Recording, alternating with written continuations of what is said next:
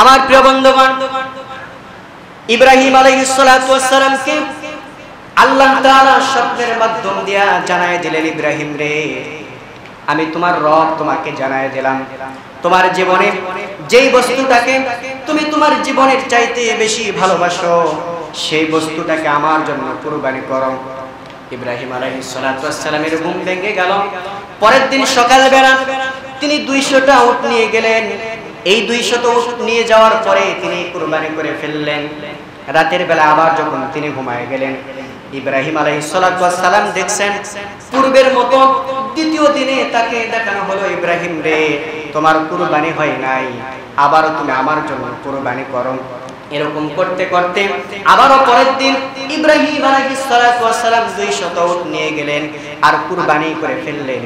তারপরেও যখন কুরবানি হলো না, তৃতীয় দিন আল্লাহ তাআলা ইব্রাহিমকে বললেন, ইব্রাহিম রে, তুমি একটু ভাবো তোমার জীবনে সবথেকে তুমি কোন বস্তুটাকে সবথেকে বেশি ভালোবাসো।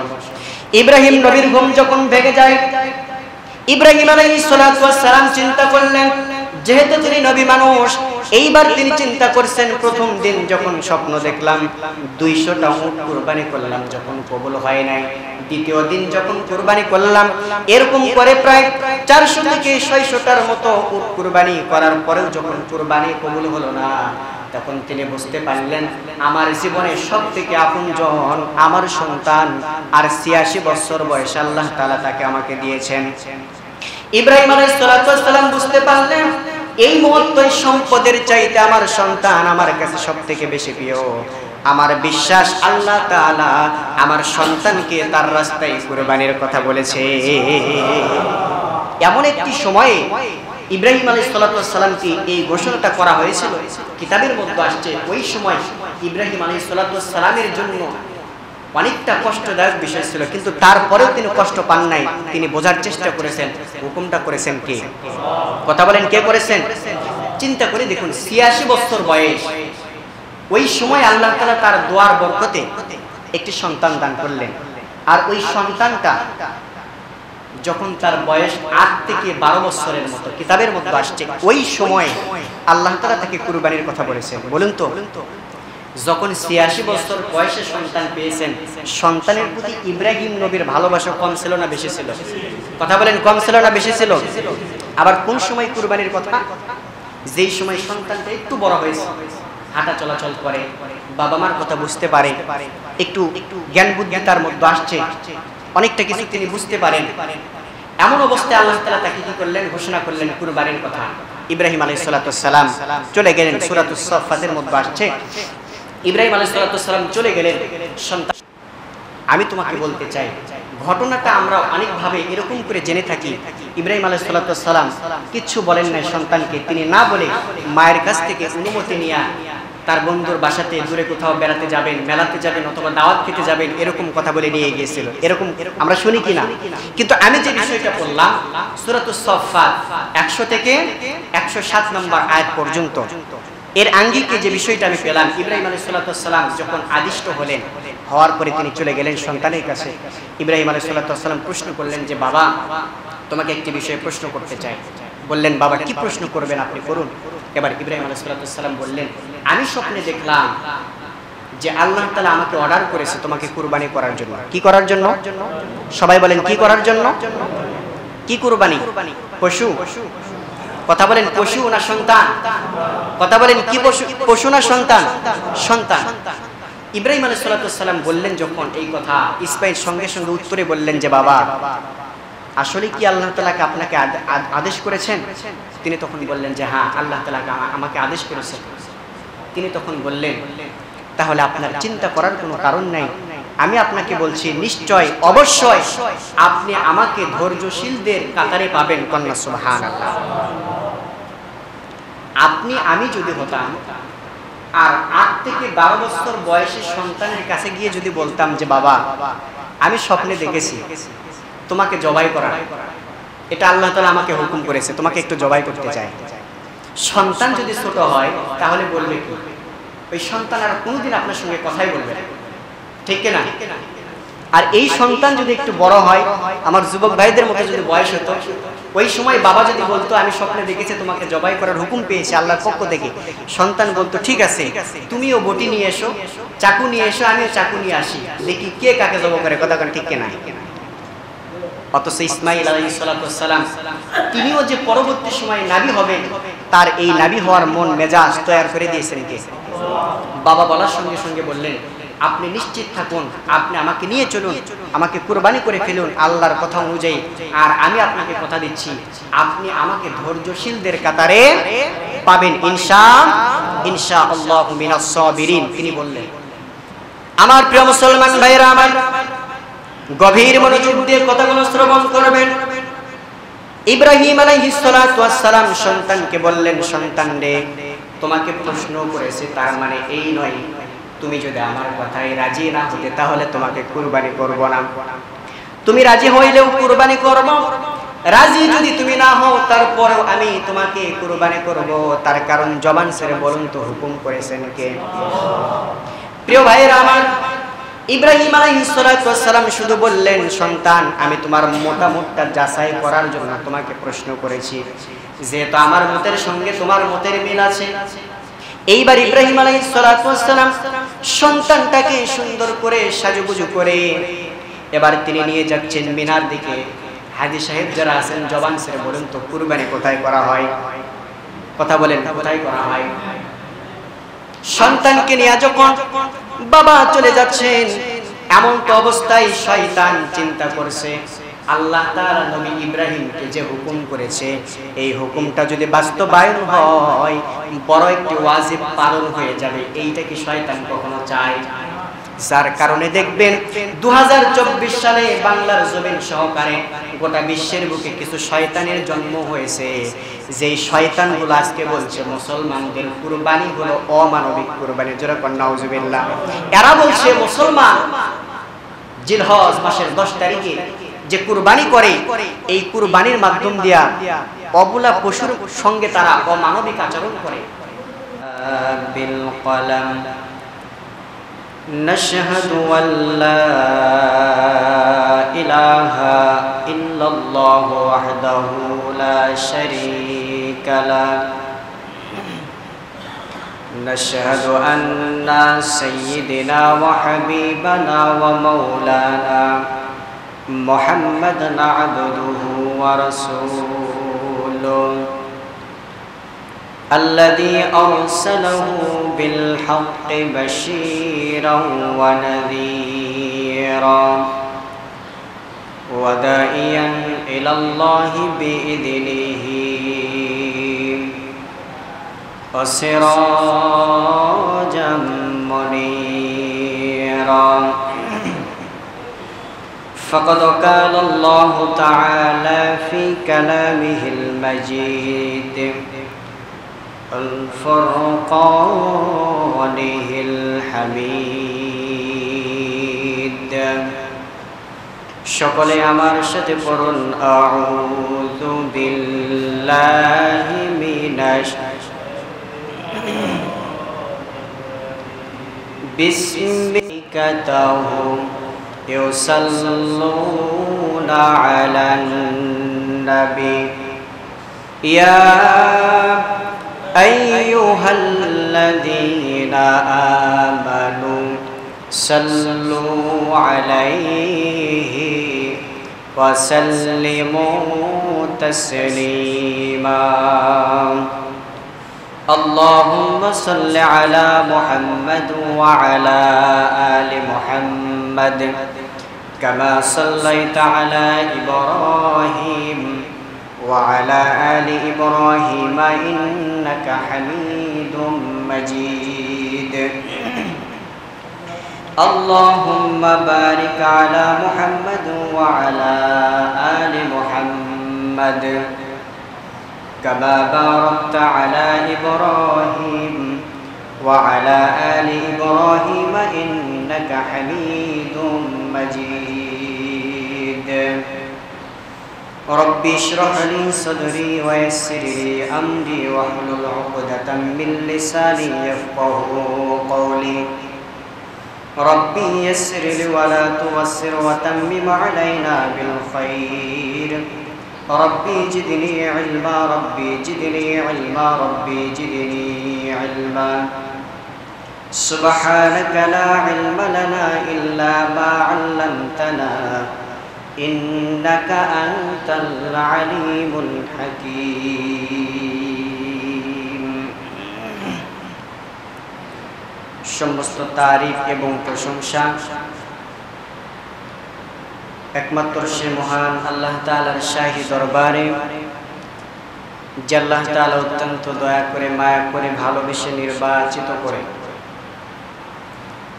সপ্তাহের ভিতরে সর্বোত্তম সর্বশ্রেষ্ঠ দিন জুমার দিনে জুমার নামাজ আদায়ের লক্ষ্যে পৃথিবীর সমস্ত কাজ কর্মকে লাথি মেরে ফেলে দিয়া তেনার ভয় এবং মহব্বত কলিজার ভিতরে ধারণ করে যে আল্লাহ তাআলা আমাদের সবাইকে কবুল করেছেন তার ঘর মসজিদে, এজন্য আমরা সকলেই খুশি না বেজার?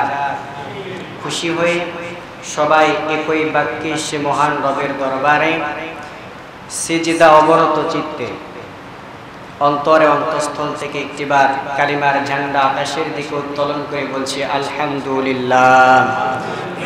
আর একটু আওয়াজ করে বলি আলহামদুলিল্লাহ।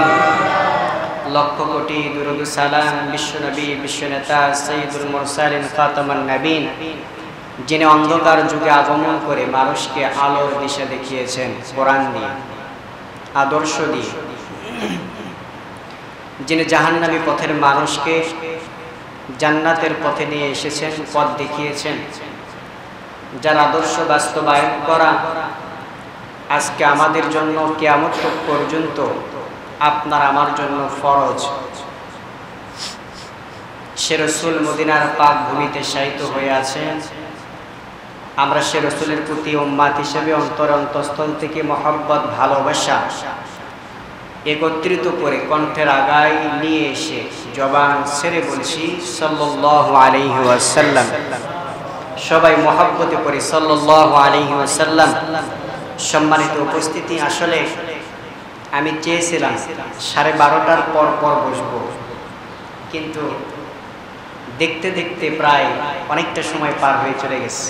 হয় না, আলোচনা করতে চাই, অনেক আগে বসতে চাই, কিন্তু আপনাদের উপস্থিতি আমার বসতে বসতে সব দিকে লক্ষ্য করে সময়টা অনেকটাই অতিবাহিত হয়ে যায়, যার ফলে পরবর্তী সময় লেট হয়ে গেলে হয়তো অনেকে মনঃক্ষুণ্ণ হলেও হতে পারে। সম্মানিত উপস্থিতি, আসুন এজন্য আমরা চেষ্টা করব জুমার নামাজ আজকে সঠিক সময়ের মধ্যে শেষ করার, যে সময়টা নির্ধারণ করা আছে। এজন্য অনেকগুলো কথা আমাকে বলতে হবে, যেহেতু মাঝখানে একটা জুমা আমি আপনাদের সামনে ছিলাম না, গত জুমা আগের জুমা, যার কারণে অনেক বিষয়গুলো সেগুলো চাপা পড়ে আছে, জমা হয়ে গেছে। এখন কাটা কাটা কথা কিছু কিছু আপনাদের সামনে বলবো, সূত্র ধরব।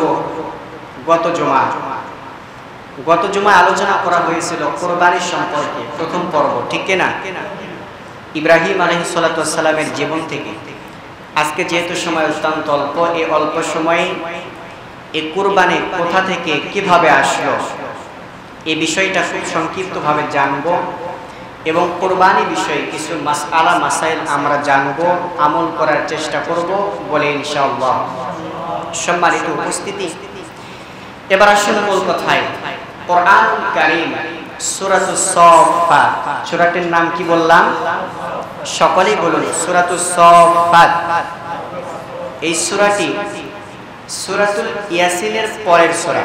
সূরাতুল ইয়াসিনের, বলেন, সূরাতুল ইয়াসিনের পরের সূরা। এই সূরাতুস সাফফাত 100 আয়াত থেকে 107 নং আয়াত পর্যন্ত আল্লাহ সুবহানাহু ওয়া তাআলা আজ থেকে 1500 বছর পূর্বে কোরবানি বিষয়ে মোটামুটি একটি পরিপূর্ণ আলোচনা করেছেন। কন্যা সুবহানাল্লাহ। এই আয়াতগুলোকে লক্ষ্য রেখে আমরা কথা শুরু করেছিলাম, এবং আজকে এই আয়াতের উপরে কিছু কথা বলবো। আল্লাহ তাআলা সর্বপ্রথম আমাকে বলার, আপনাদেরকে শুনে আমল করার জন্য রাস্তা যেন সহজ করে দেন। সকলে আরেকটি বার করে আমিন। সম্মানিত উপস্থিতি, ইব্রাহিম আলাইহিস সালাতু ওয়াস সালামের বয়স যখন ৮৬ বছর, অনেকেই বলেছেন ৮৮ বছর, তবে ৮৬ বছর বয়সে একটা মতামত বেশি আছে উলামায়ে কেরামদের। এই সময়েও তিনি নিঃসন্তান ছিলেন, অর্থাৎ তার কোনো সন্তান ছিল, বলেন না সন্তান ছিল। তার পূর্বে আপনাদেরকে বলতে চাই, বর্তমান সময়ে একজন মানুষ ৮৬ বছর বয়স যার, ইনি কি বুড়া, বৃদ্ধ নাকি যুবক? বলেন, বুড়া, বৃদ্ধ, ঠিক কিনা? ইব্রাহিম আলাইহিস সালাম ১ নয় ২ নয় ৮৬ বছর পার করে ফেললেন, কিন্তু তার ঘরে কোনো সন্তান নাই। এই যে সন্তান নাই, সন্তান দিলেন না, আর সন্তান দেওয়ার মালিক যিনি, তিনি কে? আল্লাহ তাআলা অনেক সময় অনেক মানুষকে, অনেক মুসলমানকে, অনেক মুমিনকে সন্তান না দেওয়ার মাধ্যম দিয়ে পরীক্ষা করেন। সুবহানাল্লাহ। সন্তান না দেওয়ার মাধ্যম দিয়া পরীক্ষা করেন। আবার আল্লাহ তাআলা যাকে ইচ্ছা সন্তান দেন, ছেলে দেন, মেয়ে দেন, আবার যাকে ইচ্ছা কোনটাই দেন না, ঠিক না? ইব্রাহিম আলাইহিস সালাম ৮৬ বছর পার করে ফেললেন, তখনও তিনি নিঃসন্তান, কিন্তু তিনি আশাহত হন নাই, আশা ছেড়ে দেন নাই। তিনি জানেন যে আল্লাহ তাআলার কাছে চাইলে বান্দাকে আল্লাহ তাআলা কখনো ফেরত দেন, তবে সেটা চাওয়ার মতো চাইতে হবে, ঠিক না? আজকে আমরা অনেক কিছু চাই কিন্তু পাই না, বুঝতে হবে আমার চাওয়াটা চাওয়ার মতো হচ্ছে। এরপরে ইব্রাহিম আলাইহিস সালাম এক পর্যায়ে আল্লাহ তাআলার কাছে যখন তার সন্তান নেই, তিনি দোয়া করা শুরু করে দিলেন। কি করা শুরু করলেন? দোয়া করা শুরু করলেন। আজকে আমাদের সমাজে দেখবেন, যখন কোনো মানুষের সন্তান হয় না, তখন সে সবর করে, ধৈর্য ধরে। কতদিন? সাপোজ একটি কথার কথা দেখবেন, লক্ষ্য করে, এটাই বাস্তবতা। ৫ বছর, ৭ বছর, এরকম সময়, এতটা সময় সে অপেক্ষা করে না, ২-৪ বছর অপেক্ষা করে। এরপরে যদি সন্তান না হয়, দেখবেন বিভিন্ন মাজারে চলে যায়, ঠিক না? আপনাদের এই শহরের আশেপাশে মাজার আছে? আছে? এখানে নাই, আলহামদুলিল্লাহ। কিন্তু দেখবেন, আমাদের ওই দিকের কথা বলি, যখন কারো সন্তান না হয়, বিভিন্ন মাজারে চলে যায়। যেমন সিলেটের বুকে শুয়ে আছেন কে? শাহজালাল রাহিমাহুল্লাহ, তিনার মাজারে চলে যায়। শাহপরানের মাজারে চলে যায়, শাহ মাখদুমের মাজারে চলে যায়। আমাদের হাতের কাছে বগুড়াতে, এখানে দেখবেন যখন সন্তান হয় না, ২-৪ বছর পর চলে যায় মহাস্থান। আর মহাস্থানে যাওয়ার পরে এরপরে মাজারের সামনে গিয়ে সে বলে, আমার সন্তান নেই, আমাকে একটা সন্তান দাও। কন্যা নাউজুবিল্লাহ। বলেন তো, সন্তান দেওয়ার মালিক কে? আল্লাহ ছাড়া পৃথিবীর কোনো মানুষ কি কখনো কেউ কাউকে সন্তান দিতে পারে? কখনো দিতে পারে না। আর যখন কোনো মানুষ আল্লাহ বাদ দিয়া কোনো মানুষের কাছে যখন কোনো মানুষ সন্তান চায়, তখন ওই ব্যক্তি সরাসরি আল্লাহর সঙ্গে শিরিক করে। যেরকম নাউজুবিল্লাহ। শিরিকটা কি জানেন? আমি এর পূর্বে বলেছি, ইন্না শিরকা লা যুলমুন আযীম। শিরিক সবথেকে বড় জুলুম। পৃথিবীতে যত রকমের শিরিক আছে, সমস্ত শিরিকের মধ্যে মারাত্মক বড় শিরিক, বড় জুলুম, পৃথিবীতে যত প্রকার জুলুম আছে, সবথেকে মারাত্মক বড় জুলুম হলো শিরিক। কার সঙ্গে শরীক করা? আল্লাহর সঙ্গে শরীক করা। সুতরাং আমাদের যদি সন্তান এরকম হয়ে যায়, যদি কারো না হয়, আমরা চাইবো কার কাছে? আল্লাহর কাছে। ইব্রাহিম আলাইহিস সালামের জীবন থেকে শিক্ষা নেন। এবার ইব্রাহিম আলাইহিস সালাম তিনি আল্লাহ তাআলাকে হাত তুলে দোয়া করা শুরু করে দিলেন। আল্লাহ তাআলাকে বলছেন যে, আল্লাহ রাব্বি হাবলি মিনাস সালিহিন, আল্লাহ তুমি আমাকে একটি নেককার সন্তান দান করো। সুবহানাল্লাহ বলবেন না? ইব্রাহিম আলাইহিস সালাম কি বললেন? বলেন, ইব্রাহিম আলাইহিস সালাম কি বলে দোয়া করলেন? রাব্বি হাবলি মিনাস সালিহিন, আল্লাহ আপনি আমাকে নেক সন্তান দান করুন। কি সন্তান? ছেলে সন্তান, মেয়ে সন্তান? আমাদের ভুলটা এই জায়গায়। কেমন করে? একটু লক্ষ্য করুন। যখন আমাদের সন্তান হয় না, অথবা সন্তান হয়েছে, ছেলে আছে, আমরা বারবার বলি, আল্লাহ তুমি আমাকে একটা মেয়ে দাও। আর যার মেয়ে আছে বারবার আল্লাহ তাআলার কাছে বলে, আল্লাহ তুমি আমাকে একটা ছেলে দাও। আচ্ছা, আপনার কাছে প্রশ্ন করতে চাই ভাই, আপনার বিবেকের কাছে প্রশ্ন করতে চাই, যে বিবেকটা আল্লাহ তাআলা আপনাকে দিয়েছেন, ধরে নেন আপনি আল্লাহ তাআলার কাছে বারবার বলছেন যে আল্লাহ আমাকে একটি ছেলে সন্তান দেন। আল্লাহ তাআলা আপনাকে এমন একটি ছেলে সন্তান দিলেন, যেই সন্তানের কারণে দুনিয়াতে আপনি শান্তিতে থাকতে পারলেন না, মৃত্যুর পরও আপনার জান্নাত হয়তো বা তার কারণে নাও জুটতে পারে কপালে। এমন একটি কুলাঙ্গার সন্তান আপনার বারবার চাওয়ার কারণে আল্লাহ তাআলা যদি আপনার হাতে ধরায় দেন, বলুন তো আপনার কেমন লাগবে? এবার যারা বারবার শুধু মেয়ে চান তাদের কাছে আমার প্রশ্ন, আপনি বারবার মেয়ে চাচ্ছেন, আল্লাহ তাআলা আপনাকে এমন একটি মেয়ে দিলেন, যে মেয়েটা পৃথিবীতে বেহায়া বেপরদার সহিত নির্লজ্জর মতো ব্যবহার করে, চলাফেরা করে, যার দ্বারা দুনিয়াতে আপনি অপমানিত, আখেরাতে আল্লাহর আদালতে তার কারণে আপনাকে জবাব দিতে হবে। এরকম একটা কুলাঙ্গার ছেলে অথবা মেয়ে যদি আপনার হাতে ধরায় দেয়, কেমন লাগবে? বলেন না কেমন লাগবে? ভালো লাগবে? এজন্য ইব্রাহিম আলাইহিস সালামের জীবন থেকে আল্লাহ তাআলা শিক্ষা দিলেন, তোমাদের যখন সন্তান চাওয়ার প্রয়োজন হয়, যদি সন্তান না হয়, ছেলে চেও না, মেয়ে চেও না, বরং ইব্রাহিম যেমন দোয়া করেছিল, রব্বি হাবলি মিনাস সালিহিন, আল্লাহ তুমি আমাকে একটি নেককার সন্তান দান করো, এমন করে তোমরা যদি আমার কাছে দোয়া করতে পারো, আমি আল্লাহ তোমাদেরকে ওয়াদা দিলাম, তোমাদের দোয়া কবুল করে আমি আল্লাহ তাআলা হয়তো বা অবশ্যই তোমাদেরকে ইব্রাহিমের মতো নেককার সন্তান দান করব। কোনটা ভালো? ছেলে মেয়ে চেয়ে কুলাঙ্গার পাওয়া ভালো, নাকি আল্লাহ তাআলাকে শুধু দোয়া করা ভালো, আল্লাহ তুমি আমাকে নেককার সন্তান দাও? কোনটা? তার কারণ ইব্রাহিম আলাইহিস সালাম তিনি তো নবী মানুষ, তার বিবেক বুদ্ধি চেতনা আমাদের মতো ছিল। কথা বলেন, আমাদের মতো ছিল? ইব্রাহিম আলাইহিস সালাম জানতেন দুষ্ট গরুর চাইতে শূন্য গোয়াল অনেক ভালো। তিনি জানতেন কুলাঙ্গার ছেলে মেয়ের চাইতে সন্তান না থাকাটাই অনেক ভালো। পৃথিবীতে অনেক বাবা আছে যে বাবাগুলো সন্তানের ব্যবহারের কারণে এমনটাই সে অপমানিত, এতটা কষ্ট তার বুকের মধ্যে চেপে আছে, কারো কাছে সে প্রকাশ করতে পারে না। তিনি তখন চিন্তা করেন আর নীরবে আল্লাহকে যেন এরকম করে বলেন যে আল্লাহ, আজকে এই কুলাঙ্গার সন্তান আমার না হয়ে যদি আমি নিঃসন্তান থাকতাম, এইটাই মনে আমার জন্য ভালো হতো। দেখেন ইব্রাহিম আলাইহিস সালাম অনেক কথা লম্বা করতে পারবো না। ইব্রাহিম আলাইহিস সালাম এইবার আল্লাহ তাআলার কাছে যখন দোয়া করলেন যে রব্বি হাবলি মিনাস সালিহিন, ইব্রাহিম আলাইহিস সালাম 86 বছর বয়সে এই দোয়াটি যখন আল্লাহ তাআলার কাছে করলেন, রব্বি হাবলি মিনাস সালিহিন, আল্লাহ তাআলা তুমি আমাকে একটি নেক সন্তান দান করো।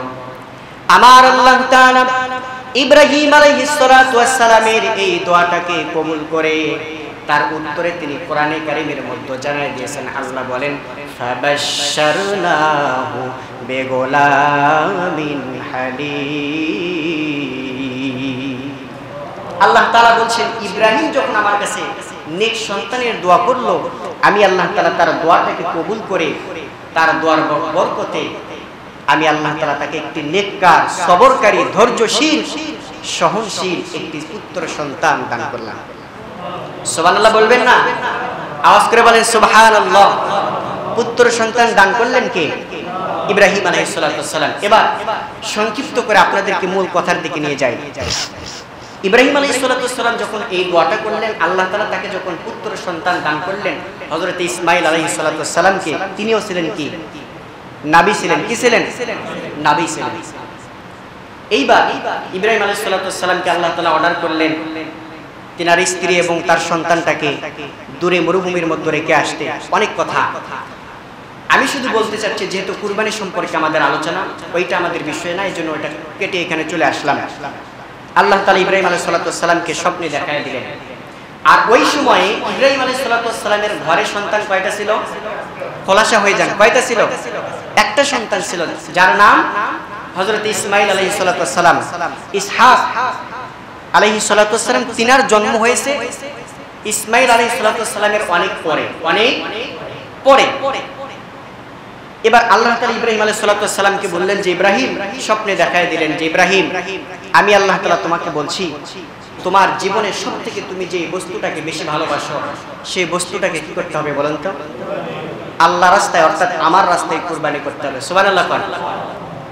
আমার প্রিয় বন্ধুগণ, ইব্রাহিম আলাইহিস সালাতু ওয়াস সালামকে আল্লাহ তাআলা স্বপ্নের মাধ্যম দিয়া জানায় দিলেন, ইব্রাহিম রে, আমি তোমার রব তোমাকে জানায় দিলাম, তোমার জীবনে যেই বস্তুটাকে তুমি তোমার জীবনের চাইতে বেশি ভালোবাসো সেই বস্তুটাকে আমার জন্য কুরবানি করো। ইব্রাহিম আলাইহিস সালাতু ওয়াস সালামের ঘুম ভেঙে গেল। পরের দিন সকালবেলা তিনি 200টা উট নিয়ে গেলেন। এই 200 উট নিয়ে যাওয়ার পরে তিনি কুরবানি করে ফেললেন। রাতের বেলা আবার যখন তিনি ঘুমায় গেলেন, ইব্রাহিম আলাইহিস সালাতু ওয়াস সালাম দেখছেন পূর্বের মতো দ্বিতীয় দিনে তাকে দেখানো হলো, ইব্রাহিম রে, তোমার কুরবানি হয় নাই, আবারও তুমি আমার জন্য কুরবানি করো। এরকম করতে করতে আবারও পরের দিন ইব্রাহিম আলাইহিস সালাতু ওয়াস সালাম 200 উট নিয়ে গেলেন আর কুরবানি করে ফেললেন। তারপরেও যখন কুরবানি হলো না, তৃতীয় দিন আল্লাহ তাআলা ইব্রাহিমকে বলল, ইব্রাহিম রে, তুমি একটু ভাবো তোমার জীবনে সবথেকে তুমি কোন বস্তুটাকে সবথেকে বেশি ভালোবাসো। ইব্রাহিম নবীর ঘুম যখন ভেঙে যায়, ইব্রাহিম আলাইহিস সালাতু ওয়াস সালাম চিন্তা করলেন, যেহেতু তিনি নবী মানুষ, এইবার তিনি চিন্তা করছেন, প্রথম দিন যখন স্বপ্ন দেখলাম 200টা উট কুরবানি করলাম, যখন কবুল হয় নাই, দ্বিতীয় দিন যখন কুরবানি করলাম, এরকম করে প্রায় 400 থেকে 600টার মতো উট কুরবানি করার পরেও যখন কুরবানি কবুল হলো না, তখন তিনি বুঝতে পারলেন আমার জীবনে সবথেকে আপনজন আমার সন্তান, আর 86 বছর বয়সে আল্লাহ তাআলা তাকে আমাকে দিয়েছেন। ইব্রাহিম আলাইহিস সালাতু ওয়াস সালাম বুঝতে পারলেন এই মুহূর্তে সম্পদের চাইতে আমার সন্তান আমার কাছে সবথেকে বেশি প্রিয়। আমার বিশ্বাস আল্লাহ তাআলা আমার সন্তানকে তার রাস্তায় কুরবানির কথা বলেছে। এমন একটি সময়ে ইব্রাহিম আলাইহিস সালাতু ওয়াস সালামকে এই ঘোষণাটা করা হয়েছিল, কিতাবের মধ্যে আসছে ওই সময় ইব্রাহিম আলাইহিস সালাতু ওয়াস সালামের জন্য অনেকটা কষ্টদায়ক বিষয় ছিল, কিন্তু তারপরেও তিনি কষ্ট পান নাই। তিনি বোঝার চেষ্টা করেছেন, হুকুমটা করেছেন কে? কথা বলেন, কে করেছেন? চিন্তা করে দেখুন, 86 বছর বয়স, ওই সময় আল্লাহ তাআলা তার দোয়ার বরকতে একটি সন্তান দান করলেন। আর ওই সন্তানটা যখন তার বয়স 8 থেকে 12 বছরের মতো, কিতাবের মধ্যে আসছে ওই সময় আল্লাহ তাআলা তাকে কুরবানির কথা বলেছেন। বলুন তো, যখন 86 বছর বয়সে সন্তান পেয়েছেন, সন্তানের প্রতি ইব্রাহিম নবীর ভালোবাসা কম ছিল না বেশি ছিল?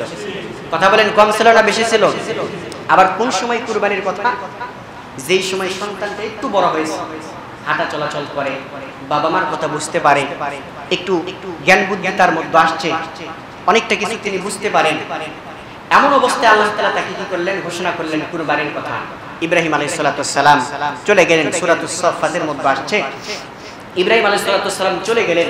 সন্তান, আমি তোমাকে বলতে চাই, ঘটনাটা আমরা অনেকভাবে এরকম করে জেনে থাকি।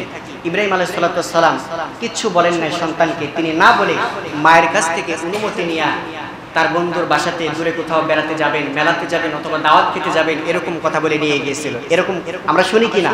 কিন্তু আমি যে বিষয়টা বললাম সূরাতুস সাফফাত 100 থেকে 107 নম্বর আয়াত পর্যন্ত, এর আঙ্গিকে যে বিষয়টা আমি পেলাম, ইব্রাহিম আলাইহিস সালাতু ওয়াস সালাম যখন আদিষ্ট হলেন, হওয়ার পরে তিনি চলে গেলেন সন্তানের কাছে। ইব্রাহিম আলাইহিস সালাতু ওয়াস সালাম প্রশ্ন করলেন যে, বাবা, তোমাকে একটি বিষয়ে প্রশ্ন করতে চাই।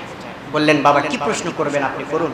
এবার ইব্রাহিম আলাইহিস সালাতু ওয়াস সালাম বললেন, আমি স্বপ্নে দেখলাম যে আল্লাহ তাআলা আমাকে অর্ডার করেছে তোমাকে কুরবানি করার জন্য। কি করার জন্য? সবাই বলেন, কি করার জন্য? কি কুরবানি? পশু। কথা বলেন, পশু না সন্তান? কথা বলেন, কি পশু? পশু না সন্তান? সন্তান। ইব্রাহিম আলাইহিস সালাতু ওয়াস সালাম বললেন যখন এই কথা, ইসমাঈল সঙ্গে সঙ্গে উত্তরে বললেন যে, বাবা, আসলে কি আল্লাহ তাআলা আপনাকে আদেশ করেছেন? তিনি তখন বললেন যে, হ্যাঁ, আল্লাহ তাআলা আমাকে আদেশ করেছেন।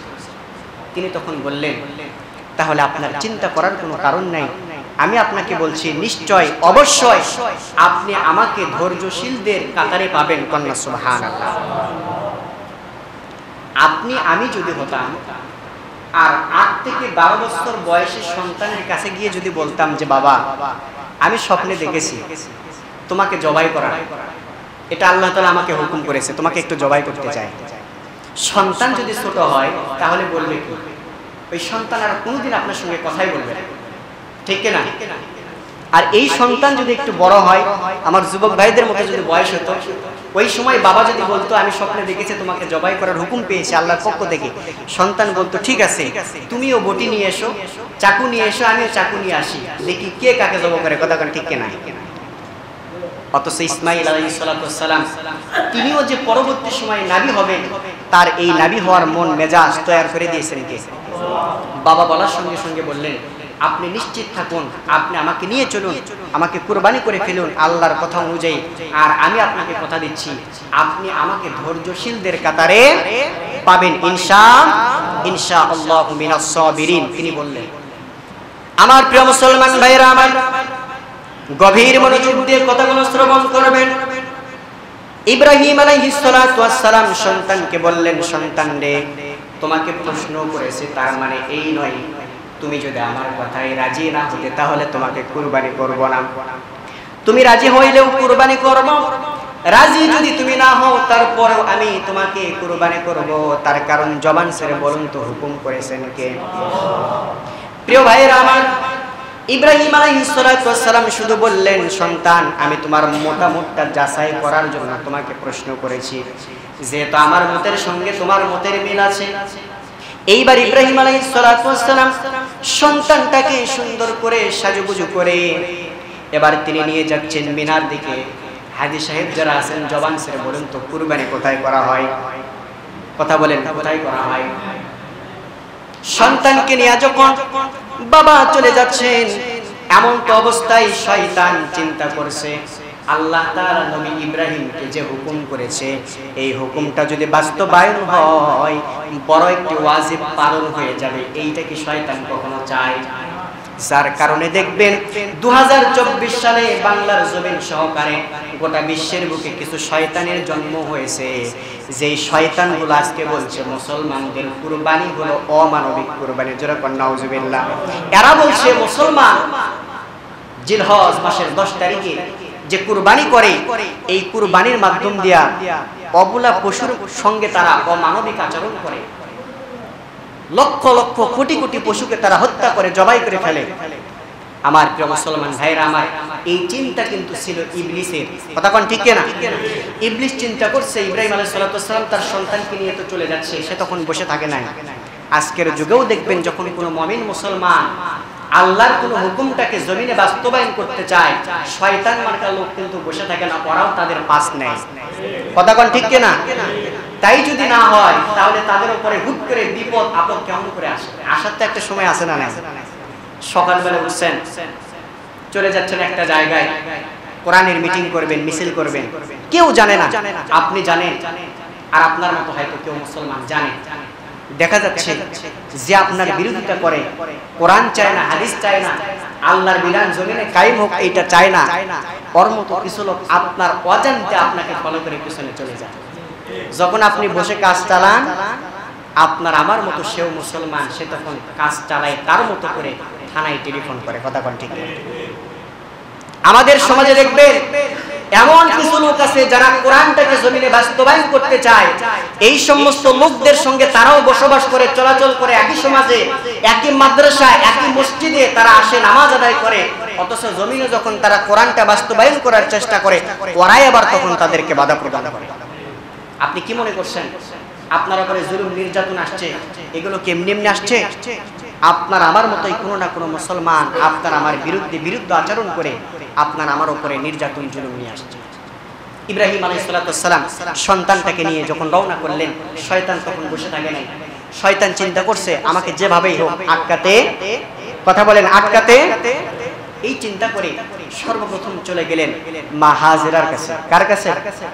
বলেন তো মুসলমান মহিলাদের মন পুরুষদের তুলনায় শক্ত না নরম? কথা বলেন, শক্ত না নরম? শয়তান কোন পয়েন্টটা আঘাত করছে চিন্তা করছেন? কোন পয়েন্টটা আঘাত করছে লক্ষ্য করুন। এবার চলে গেছে মা হাজেরার কাছে। যাওয়ার পরে বলছে, হাজেরা তুমি কি জানো তোমার স্বামী তোমার সন্তানকে নিয়ে কোথায় চলে গেছে? তিনি তখন বলছেন যে আমার সন্তানকে নিয়ে আমার স্বামী দূরে কোথাও চলে গেছেন, আমার কাছ থেকে সাজুগুজু করায় নিলেন। তিনি তখন বললেন যে না, তোমার সন্তানকে তোমার স্বামী জবাই করার জন্য নিয়ে যাচ্ছে। কর আল্লাহু আকবার। কথা সত্য না মিথ্যা? কথা কোন সত্য না মিথ্যা? কিন্তু এরপরে শয়তান কি বলছে? শয়তানের কথার উত্তরে হাজেরা বললেন যে না, কোনো বাবা কখনো কোনো সন্তানকে জবাই করতে পারে? আর বৃদ্ধ বয়সে ইসমাইলকে আমার ঘরে দিয়েছেন আল্লাহ তাআলা, এই সন্তানকে জবাই করার কোনো প্রশ্নই তো আর আসে না। তিনি তখন বললেন যে তুমি তো জানো না তোমার স্বামী তার নিজ মন গড়া মতে তোমার সন্তানটাকে জবাই করার জন্য নিয়ে যায় না, তাহলে কি জন্য নিয়ে গিয়েছে? শয়তান এবার পাল্টা প্রশ্নের উত্তরে বলছে, তুমি যাকে রব বলে স্বীকার করো, তোমার সন্তান তোমার স্বামী যাকে রব বলে স্বীকার করে, যেই মূর্তির বিরোধিতা করে, এই তাগুতি শক্তির বিরোধিতা করে যে আল্লাহর শক্তি জমিনে বাস্তবায়ন করতে চায়, ওই আল্লাহ তোমার স্বামীকে স্বপ্নে দেখিয়েছে তোমার সন্তানকে জবাই করতে। চিৎকার দিয়ে কোন আল্লাহু আকবার। সঙ্গে সঙ্গে মা হাজেরা বলেছেন, সঙ্গে সঙ্গে মা হাজেরা বললেন, শয়তান এই কথা যদি তোমার সত্য হয়, আমার সন্তানকে তার পিতা ইব্রাহিম আমার স্বামী আল্লাহর আদেশ অনুযায়ী কুরবানি করার জন্য যদি নিয়ে গিয়ে থাকে, আমার একজন ইসমাইল কেন আল্লাহর হুকুম আল্লাহর আইনের কাছে মাথা নত করার জন্য 100 নয় 200 নয় 1000টা ইসমাইলকে আমি মা হাজেরা জবাই করতে দেওয়ার জন্য প্রস্তুত আছে। কোন সুবহানাল্লাহ। একটাবার চিন্তা করুন মা হাজেরার ঈমান কেমন ছিল, আপনার আমার ঘরে যে সমস্ত নারী আছে তাদের ঈমানটা কেমন? এদের ঈমান ধ্বংস করছে একমাত্র পশ্চিমা দেশগুলো। এখন যদি আমি প্রশ্ন করে থাকি মন খারাপ কেউ করবেন না। হ্যাঁ, একটা সময় সত্য কথা বললাম, আমার বাড়িতেও একটা সময় টেলিভিশন ছিল, কিন্তু যখন বুঝতে পেরেছি, মাদ্রাসায় যখন পড়া শুরু করলাম, শিক্ষক তারা যখন বোঝানো শুরু করে দিয়েছেন, সর্বপ্রথম নিজের হাতে আল্লাহ সাক্ষী রেখে বলছি, একটা আসার মেরে বাইরের বারান্দাতে আমার টেলিভিশন আমি ভাঙছিলাম। তার কারণ ওইটা আমার দায়িত্ব ছিল। কি ছিল? দায়িত্ব ছিল। এখন আপনি প্রত্যেকদিন নামাজ পড়েন, নামাজ পড়ে বাড়িতে চলে যাচ্ছেন, সন্তান নামাজ পড়ে না, স্ত্রী নামাজ পড়ে না, তাকায় দেখবেন সন্ধ্যাবেলা রান্না বান্না যখন শেষ হয়ে যায়, টিভির সামনে বসে থেকে উঠতেও চায় না। কথা কোন ঠিক কিনা?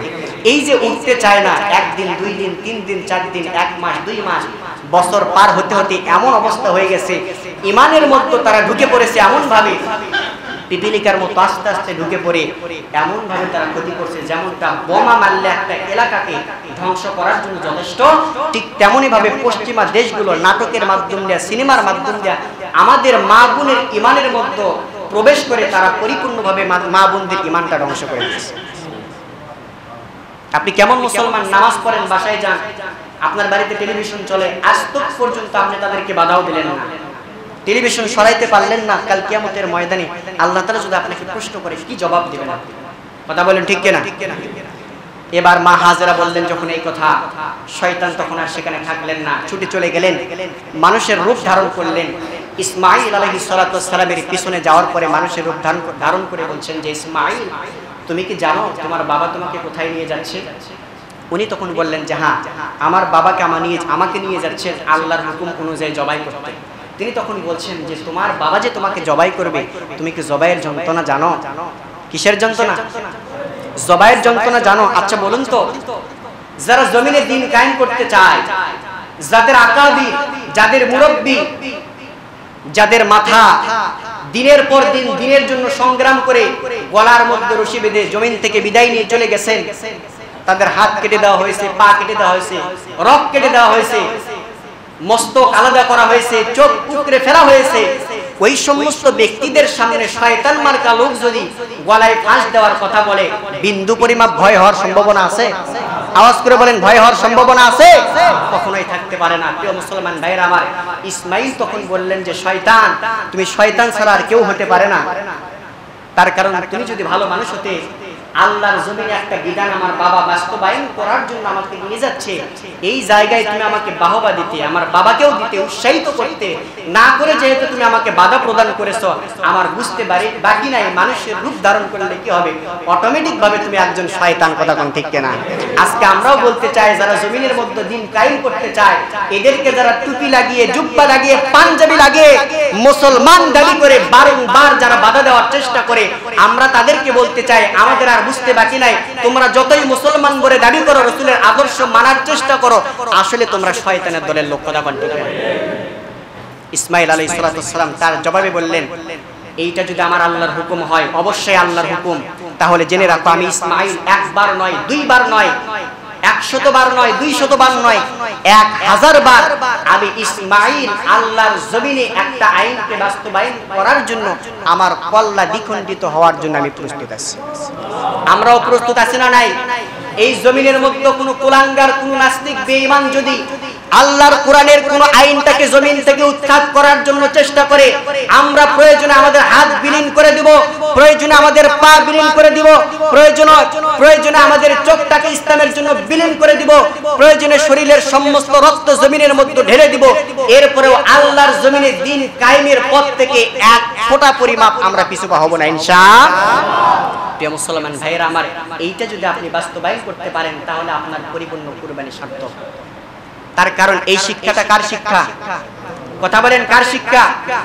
ইসমাঈল আলাইহিস সালাতু ওয়াস সালামের শিক্ষা। প্রিয় মুসলমান ভাইয়েরা আমার, ইসমাঈল আলাইহিস সালাতু ওয়াস সালামকে যখন নিয়ে যাওয়া হচ্ছে, ঠিক সেই সময় শয়তান যখন তাকে বাধা প্রদান করলো, শয়তান সেখানেও ব্যর্থ হয়ে গেল।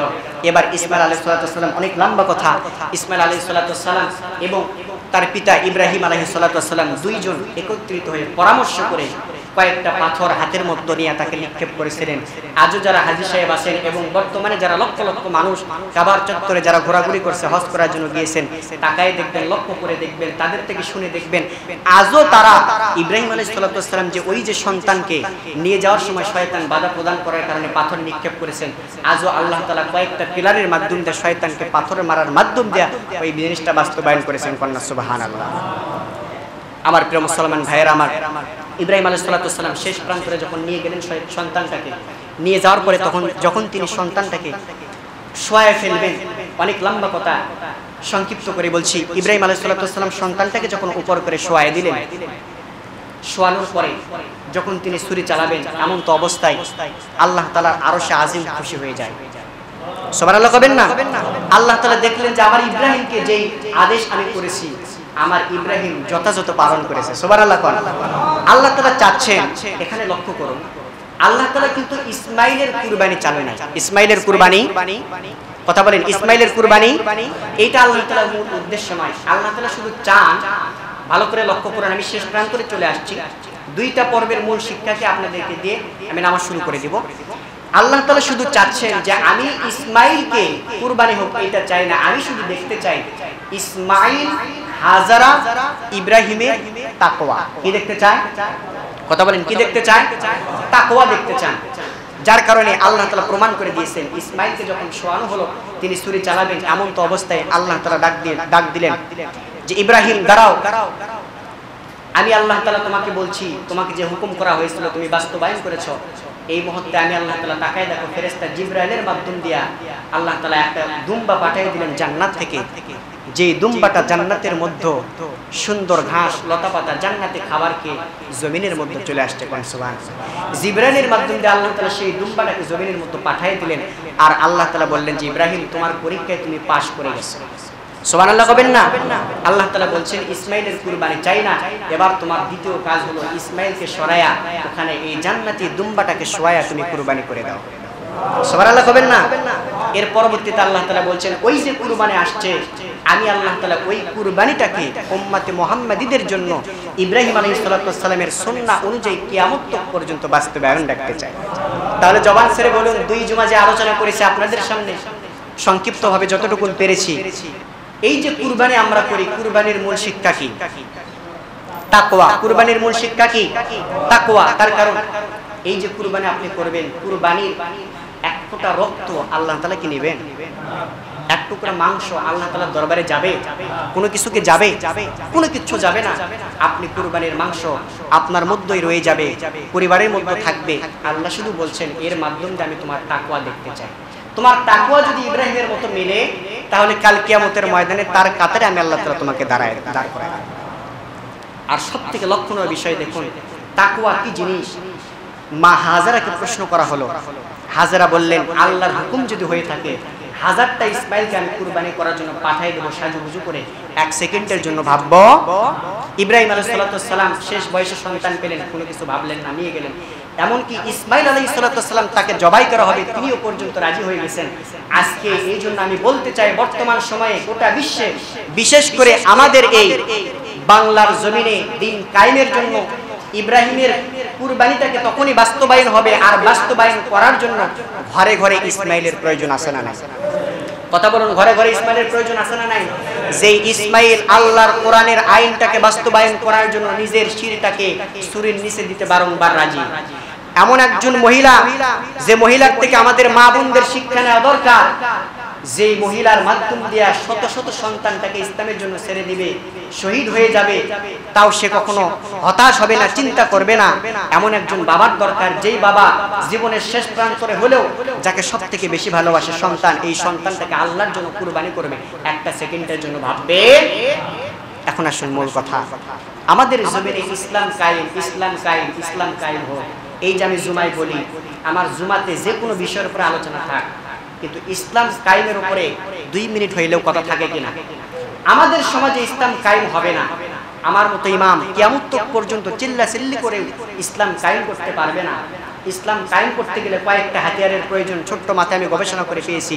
তার মধ্যে 1 নাম্বার কুরবানির শিক্ষা থেকে বলতে চাই, যতদিন পর্যন্ত মা হাজেরার মতো আমাদের ঘরের মা বোন তৈয়ার না হবে, যতদিন পর্যন্ত ইসমাইলের মতো আমাদের ঘরের সন্তানগুলো তৈয়ার না হবে, আর বিশেষ করে যতদিন পর্যন্ত ইব্রাহিমের মতো আপনি আমি ঈমানটাকে, তাকওয়াটাকে মজবুত না করতে পারবো, একটা দুইটা গাবি কেন 60 বছর 100 বছর জীবিত যদি থাকি, আর কুরবানির সময় প্রত্যেকটা কুরবানিতে যদি আমরা 100টা করে উট দুম্বা সবকিছু যদি জবাই করি, গরু জবাই করি, বিশ্বাস করুন কুরবানির মূল শিক্ষা আপনার আমার ভিতরে ঢুকবেও না, আমরা কামিয়াবিও হতে পারবো। আর এই যে ইসলাম কায়েম করতে গেলে 3 জনের কথা বললাম, এই 3 জনের মতো ঈমান যতদিন পর্যন্ত আমাদের ভিতরে না আসবে, ততদিন পর্যন্ত ইসলাম কায়েম হওয়া সম্ভব। প্রিয় মুসলমান ভাইরা আমার, আলোচনা এখানে শেষ করতে চাই। আপনাদের সামনে শুধু বলতে চাই, যেহেতু সময় অত্যন্ত অল্প, শেষ হয়ে গেছে সময়, অনেক কথাই ছিল। আমি প্রায় 12:30টার সময় উপস্থিত হয়েছে এখানে, কিন্তু আপনাদের উপস্থিতি পাই নাই। অনেকগুলো বিষয় ছিল আমলের কথা, তার মধ্যে মূলত একটা আমল 9 জিলহজ। কিসের দিন বলুন তো? হজের দিন কিনা? আচ্ছা, আমরা যে রোজা রাখি জিলহজ মাসে, আমি পূর্বে জুমায় মনে বলেছিলাম যে কয়েকটা আমলের মধ্যে একটা আমল হচ্ছে জিলহজ মাসের 9টা দিন যদি রোজা রাখা যায়, এটা হচ্ছে নফল রোজা। কয়টা? 9টা। তবে 9টাই যে রাখতে হবে তা কিন্তু না। আমরা রোজা রাখি কয় তারিখে বলতে পারেন না? আমরা স্বাভাবিকভাবে 9 তারিখে কিন্তু রোজা রাখি। কয় তারিখে? এইটা নিয়ে আমাদের সমাজে অনেক কথা প্রচলিত আছে। অনেকেই একদল লোক বলেন যে হুজুর আমরা কয় তারিখে রোজা রাখবো? আসলে কি 8 তারিখে রাখবো নাকি 9 তারিখে? তবে হ্যাঁ, সংক্ষিপ্ত করে বলছি, খোলাসা করে বলার সময় নেই। আপনি যদি ইচ্ছা করেন আপনি 8 তারিখে রোজাটা রাখতে পারেন, এইটা নিয়ে অনেক মতামত আছে। এরপরে যদি ইচ্ছা করেন আপনি 9 তারিখেও রাখতে পারবেন, এইটারও একটা মতামত রয়ে গেছে। তবে এখন প্রশ্ন হচ্ছে হুজুর তাহলে কোনটা রাখবো? এখন আপনার কাছে প্রশ্ন করতে চাই, এই যে জিলহজ মাসের রোজা ব্যতীত আরো যে সমস্ত নফল রোজাগুলো আছে, এই সমস্ত রোজাগুলো আমরা কি সৌদি আরবের তারিখের সঙ্গে মিলায়া রাখি নাকি আমাদের দেশের তারিখের সঙ্গে মিলায়া? আমাদের দেশের তারিখের সঙ্গে মিলায়া রাখি কিনা? এজন্য এদিকে লক্ষ্য করে অনেক উলামায়ে কেরাম তারাও বলেছেন যে কেউ যদি ইচ্ছা করে তাহলে সে আমাদের দেশের তারিখ অনুযায়ী রোজাটা রাখতে পারে ইনশাআল্লাহ। আর এইটা যদি আপনার কাছে ভালো না লাগে তাহলে অনুরোধ করে বলে যাচ্ছি, দ্বন্দ্ব করবেন না। আপনি যদি ভালোটা চান, দ্বন্দ্ববিহীন ভালো মানুষ যদি আপনি হয়ে থাকেন, তাহলে আপনার উত্তম কাজ হবে 8 তারিখ এবং 9 তারিখ 2 দিনে রোজা রাখবেন। কয় দিন? আচ্ছা বলুন তো, 2 দিন যদি রোজা রাখি তাহলে কি আর এখানে বিবাদ সৃষ্টি হওয়ার কোনো কাজ আছে? কোনো কাজ নেই। সম্মানিত উপস্থিতি, এবার আসুন সংক্ষিপ্ত করে আপনাদেরকে কয়েকটা আমলের কথা বলছি। তার মধ্যে বিশেষ করে কুরবানির উপরে যে কথা বলছি, এই কুরবানিটা আপনি আমি যারা কুরবানি করব খুব সতর্ক থাকবো। ভাই একটু অনুরোধ করে বলছি, যদিও প্রত্যেক জমায় একটু সময়টা বেশি নিয়ে ফেলি, আজকে ইচ্ছা করেছিলাম আগে শেষ করে দেবো, যার কারণে সকালে আসছি কিন্তু পারলাম না। তারপরে দায়িত্ব হিসেবে আপনাদেরকে বলতে হবে, তার কারণ গত জুমায় একটা আমলের কথা বলতে পারি নাই সময়ের অভাবে, যার কারণে অনেকে প্রশ্ন করেছেন। অনেকে চায় আগে নামাজ শেষ হোক, আর অনেকে চায় নামাজ যখনই শেষ হোক সঠিক সময়ের মধ্যে শেষ হোক, এটাও ঠিক আছে, কিন্তু তারা চায় কিছু আমলের কথাগুলো শ্রবণ করতে। এই জন্য একটু সময় নিচ্ছি, কেউ মন খারাপ করেন না। আমরা যারা কুরবানি করব একটু সতর্ক হব। আপনার কুরবানি কবুল হওয়ার দরকার আছে না নাই? কথা বলেন, কবুল হওয়ার দরকার আছে না নাই? কিন্তু আপনার কুরবানি কবুল করতে গেলে 2টা শর্ত লাগবে। কয়টা শর্ত? 2টা শর্ত মূলত লাগবে। খুব ভালোভাবে মনোযোগ দেন। 1 নম্বর শর্ত হচ্ছে আপনার নিয়তটা সঠিক হতে হবে। ইখলাসের সহিত কুরবানি ক্রয় করতে হবে এবং কুরবানি করতে হবে। কিসের সহিত? কথা বলেন, কিসের সহিত? ইখলাসের সহিত।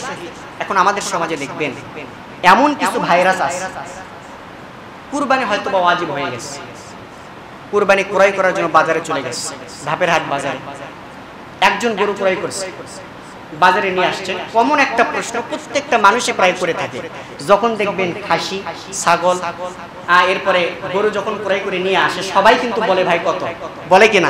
তার মানে কি ভাই দাম কত, ঠিক কিনা? ভাই কত, এটা কমন প্রশ্ন না?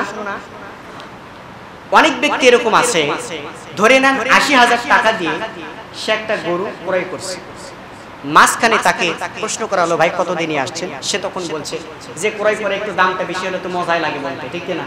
এটা কি মিথ্যা কথা বললাম?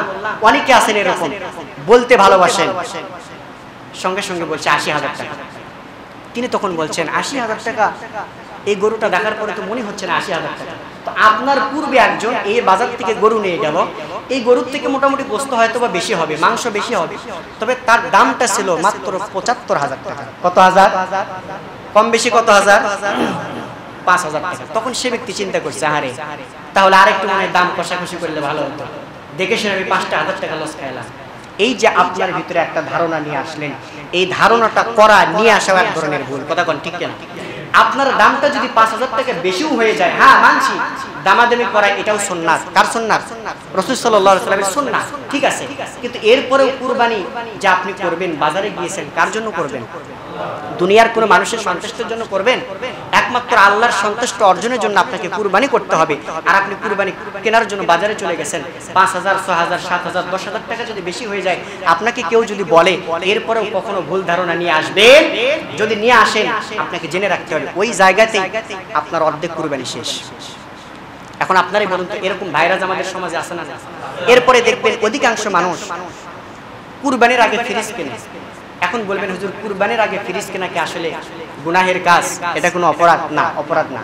কিন্তু বর্তমান সময়ে কিছু কোম্পানি আছে, যে কোম্পানিগুলো ডিসকাউন্টের মাধ্যম দিয়া কিছু মুসলমান যাদের উপরে কুরবানি ওয়াজিব, যারা আল্লাহর সন্তুষ্টি অর্জনের জন্যই কুরবানি দিতে চায়, কিন্তু এদের ফাঁদে পা দিয়ে তারা যে কখন নিয়তটা গড়বড় করে কুরবানি হারায় ফেলে তারা টের পায় না। কথা কোন ঠিক না? আপনাকে সারা বছর তো ডিসকাউন্ট দিতে দেখা যায় না, এরপরে আপনি আমি যখন ফ্রিজ কিনি সারা বছর কখনো আপনার আমার দরকার পড়ে না, বলবেন হুজুর কুরবানির গোশত আমাদের রাখতে হয়। হ্যাঁ ঠিক আছে, বলবেন তাহলে কি আপনার কথা অনুযায়ী কুরবানির গোশত রাখা এটা কি নিষেধ? না। খোলাসা করে বলে দেই, আল্লাহ রাসূল সাল্লাল্লাহু আলাইহি ওয়াসাল্লাম যখন মদিনাতে চলে গেলেন, মদিনাতে যাওয়ার পরে প্রথম বছর সাহাবায়ে কেরামদের মধ্যে অনেকটাই অভাব অনটন দেখা দিল। কি দেখা দেয়? অভাব অনটন। বিশ্বনবীর সঙ্গে সঙ্গে সাহাবায়ে কেরামদের মাঝে বললেন যে তোমরা যে কুরবানি করেছো, এই কুরবানির গোশতটা তোমরা ৩ দিন তোমাদের যেন খাবার থাকে, এই ৩ দিন খাবারটা রেখে বাকি সব খাবারগুলো তোমরা কি করো? সকলের মাঝে বিতরণ করে দাও। আল্লাহু আকবার। পরের বছর সাহাবায়ে কেরাম যখন কুরবানির সময় আসলো, বিশ্বনবীজির কাছে চলে গেলেন আর প্রশ্ন করলেন, ইয়া রাসূলুল্লাহ, আপনি তো প্রথম বছর আমাদেরকে বলেছেন যে কুরবানির গোশত ৩ দিনের মতো তোমাদের কাছে রেখে সমস্ত গোশতগুলো তোমরা কি করে দাও? বন্টন করে দাও। তাহলে এই বছর আমরা কি করব? আল্লাহ রাসূল সাল্লাল্লাহু আলাইহি ওয়াসাল্লাম তখন বললেন যে দেখো, প্রথম বছরে একটু অভাব অনটন আমাদের মধ্যে ছিল, এই সময় এই বছরে আলহামদুলিল্লাহ আল্লাহর শুকরিয়া আমাদের মধ্যে তেমন একটা অভাব অনটন নেই, কম।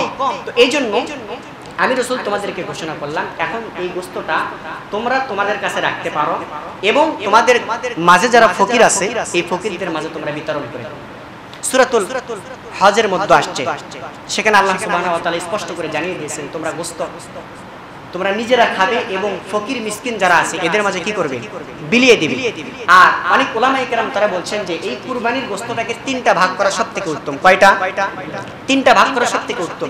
একটা ভাগ আপনি খাবেন, আপনার পরিবারের জন্য রাখবেন। দ্বিতীয় ভাগ, এই ভাগটা আপনি আপনার আত্মীয়-স্বজন, পাড়া প্রতিবেশীর মধ্যে আপনি ভাগ করে দেবেন। আর তৃতীয় যে অংশ থাকবে এই অংশটা আপনি কি করবেন? ফকির মিসকিনকে দিয়ে দিবেন। কয়টা ভাগ? এখন এখানে আরেকটা বিষয় আছে, ইসলাম এতটাও কঠোর নয়, এতটাও ইসলাম কঠোর নয়। একজন ব্যক্তি ছাগল কুরবানি করেছেন, কিন্তু তার পরিবারে 10 জন ব্যক্তি আছে। কয়জন সদস্য আছে? 10 জন। এখন এই ছাগলটা কুরবানি করার পরে, ছোট্ট ছাগল, সে যদি 3টা ভাগ করে, বলুন তো এমনও হতে পারে 3টা ভাগ করার কারণে তার পরিবারের 10 জন সদস্য ভালোভাবে সে গোশত খেতে পারবে না। এই জন্য তার জন্য ইসলাম বলছে তুমি যদি ইচ্ছা করো অমন অবস্থায় সমস্ত গোশতও তুমি খেতে পারবে, অথবা 3টা ভাগ না করে তুমি অধিকাংশ গোশত হয়তো তোমার কাছে রাখলে, আর একটা অংশ বা তার অর্ধেক যা ছিল গোশত তার অর্ধেক অথবা 3টা ভাগের 2টা তোমার কাছে রাখলে, একটা ভাগ তুমি হয়তোবা মানুষের সামনে বিলায় দিলে, এইটাও করতে পারবে। কিন্তু আমাদের সমাজে দেখা যায় অর্থ আছে এমন ব্যক্তি প্রত্যেক দিন 1 কেজি 2 কেজি করে গোশত কিনে খায়, কুরবানি করেছে একটা গরু গোটাল, অথবা একটা গরুতে 3 জন ভাগ দিয়েছে, তার মধ্যে সে একজন আছে। লক্ষ্য করে দেখবেন কুরবানির যে অংশ তার আসে 3 ভাগে, এই অংশটা নিয়ে আসার পরে 3টা ভাগ করে না, সে করে কি অধিকাংশ গোশতগুলো তার ফ্রিজের মধ্যে রাখে। সত্য না মিথ্যা? বিশেষ করে শহর অঞ্চলে বেশি চলে, আপনাদের পাশে শহর, এগুলো তো বেশি চলে। এটা এই অধিকাংশ গোশতগুলো ফ্রিজের মধ্যে রাখে। আল্লাহ তাআলা আমাদের সবাইকে সঠিক কথাগুলো বুঝে আমল করার তৌফিক দান করুন, সকলে পড়ে আমিন। আমরা যারা কুরবানি করব, কুরবানির সঠিক ইতিহাস জেনে বুঝে আমল করে সে অনুযায়ী কুরবানি করে জান্নাতে যাওয়ার তৌফিক দান করুন, আর লোকদের হেফাজত করুন, সকলে পড়ে আমিন। যখন দেখবেন কোরআন হাদিসের কোনো হক কথা বলা হয়, যার বিপক্ষে যায় ওই ব্যক্তি কেবলমাত্র চেতে কথা বলে, ঠিক কিনা? আর যার মধ্যে সঠিক জিনিস থাকে, হক পথে থাকে, আল্লাহর কসম করে বলছি ওই ব্যক্তি 1 ইঞ্চি পরিমাপ সে হক পথ থেকে লড়তে পারে না, তার বিরোধিতাও করতে। আল্লাহ তাআলা আমাদেরকে বোঝার তৌফিক দান করে, সকলে পড়ে আমিন। আমার প্রিয় ভাইরা, একটা কথা বলবো, বেশি না, যার কারণে আমি কথাগুলো মুলতবি ঘোষণা করলাম। আপনাদেরকে বলছি ভাই, আপনারা আমার একটা দোষ খুঁজে পাবেন, 1.5 বছর যাবত এখানে আসি, আল্লাহর রহমতে আল্লাহর শুকরে একটা দোষ আপনারা আমার কেউ খুঁজতে পারবেন না। তবে হ্যাঁ, ভুল ত্রুটির কথা বলছে না, ভুল ত্রুটি আছে অনেক, ঠিক না? দোষের কথা বলছে, দোষ আর ভুল ত্রুটি দুইটা এক জিনিস নয়। তবে একটা ত্রুটি বা একটা দোষ হয়তো আপনি দেখতে পারবেন, প্রত্যেক জুমায় হুজুর দেরিতে ছেড়ে দেয়। আমাকে যদি এই জুমাতে রাখতে হয় তাহলে সকাল সকাল আমাকে আলোচনা করার মতো সুযোগ আপনাদেরকে দিতে হবে। এটা যদি না পারেন, অন্তত প্রত্যেক জুমার দিনে আমার যেটা নোট করা থাকবে, আমি তো আধা ঘন্টা সময় বেশি নেই না, 10 মিনিট 15 মিনিট বেশি নিয়ে ফেলি, 25-এর মধ্যে হয়তো শেষ করে দেয়, একটু সময় বেশি নিয়ে ফেলি। এটা তো আমাকে কথা বললে আপনারা আমাকে 500 টাকা দিবেন না বেশি, আপনাদের ভালোর জন্য বলছি। এই জন্য আপনাদেরকে বলছি, আমাকে রাগ দেখাবেন না, কেউ মন খারাপ করবেন না।